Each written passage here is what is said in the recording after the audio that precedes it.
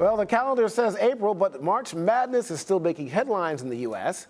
Here with us is our sports reviewer, Rise Sports reporter Andrew Rosario. As people look back at the March Madness, what are some of the highlights and lesser-known stories? Julian, to me, the biggest story was the first game of the tournament.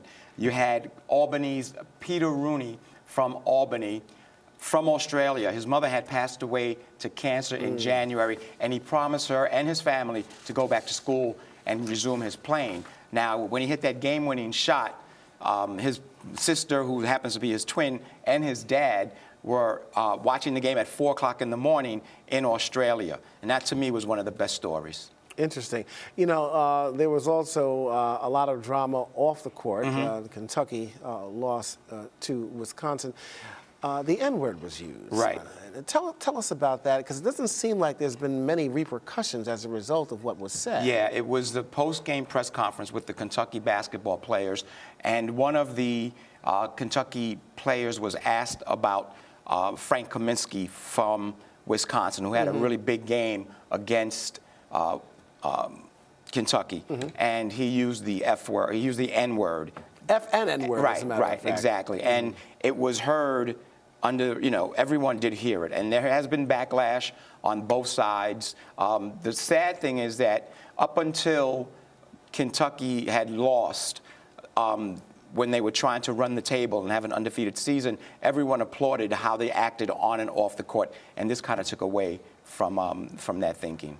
Big time. Yeah. Now, I want to talk about Tom Izzo. Okay. He's one of my favorite coaches. You talk about Mike Krzyzewski, but Tom Izzo, he manages to rally Michigan State, the number 7 seeded team, all the way to the Final Four. What is it about this guy? Isn't he so cool? He's like the kind of guy you want to go to a bar with and sit down and have a drink and talk sports all together. But again, like you said, he's taken Michigan State to 7 Final Fours, and they won the big one back in the day. He just has this carefree spirit, but he gets his players to not only to believe in him, but to believe in his system. And if you look at the tournament, of all the teams in the tournament, they had the toughest road to get to the Final Four. They had to beat number 2, Virginia. They had to beat number 3, Oklahoma. And they had to beat number 4, Louisville. So of all of the Final Four contestants, Michigan State had the toughest road.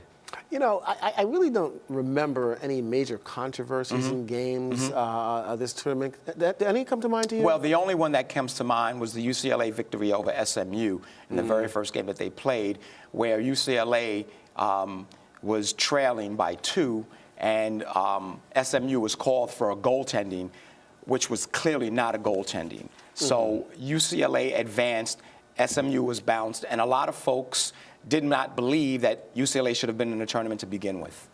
Well, I tell you, overall, to me, I think it was a really good tournament. One of the better ones. Very. Always exciting this time of year for college basketball. Well, Tiger Woods announced he will play in the Masters tournament that begins Thursday in his quest for his 15th major championship. That's right, Julian, I'll tell you. And you remember when he first came on the scene, 1997, and he won his first major, and he dominated PGA after breaking on the scene. There was no doubt that he was on his way to eclipse Jack Nicklaus's record of 18 Grand Slam tournaments. His career began to unravel after his infidelity issues came to surface. When it looked like his game was returning, his body started falling apart. Knee, back, and Achilles tendon surgeries have derailed his comeback attempts. This is the first time that he's been rated out of the top 100. I don't know if anybody can realistically think and imagine that Tiger Woods will win this with all he has faced, both emotionally as well as psychologically as well as physically.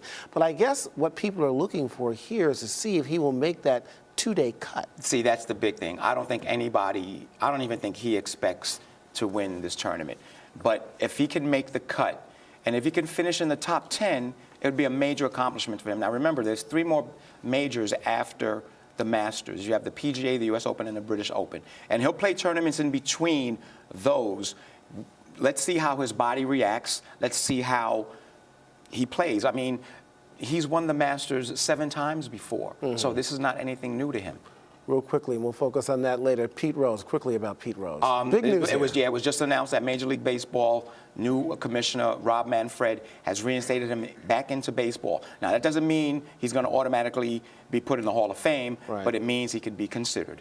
Okay, I got to tell you, I think this might be a precursor to that move somewhere. Well, again, now that he's been reinstated, you know, there's the Players Association. I'm sorry, there's the players and there's the writers that can vote him into the Hall of Fame. Sure. So it's just a matter of time. But the fact that he's reinstated, unlike before, he wouldn't even have been considered. Now he'll be considered. And Rosario, thank you so much as always, sir. Julian. Keep your eyes on the sports. And thank you for joining us for a Rise Review. You can keep in touch with all the Rise News programs right here on Facebook.